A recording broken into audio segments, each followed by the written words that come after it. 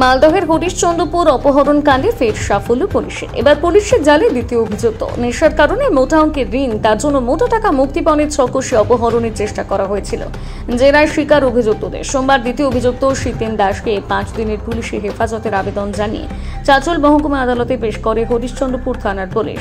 প্রসঙ্গত গত বুধবার হরিশ্চন্দ্রপুরের রশিদাবাদ গ্রাম পঞ্চায়েতের কোতল এলাকা থেকে 3 বছরের এক শিশু কন্যাকে প্রকাশ্য দিবালোকে রাস্তা থেকে দুই দুষ্কৃতী ফিল্মি কায়দায় মোটর বাইকে করে অপহরণ করে।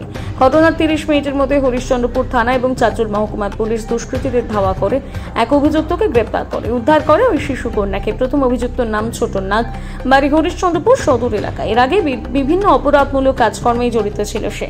তারপর এই দ্বিতীয় অভিযুক্ত শীতেন দাসের খোঁজে তল্লাশি চালাতে থাকে পুলিশ। বেশ কয়েকবার পুলিশের চোখে ফাঁকি দিলেও রবিবার গভীর রাতে হরিশ্চন্দ্রপুর থানার ভিঙ্গল গ্রাম থেকে তাকে গ্রেপ্তার করা হয়। মূলত এই দুজন নেশার কারণে মোটা অঙ্কের দেনায় ডুবছিল।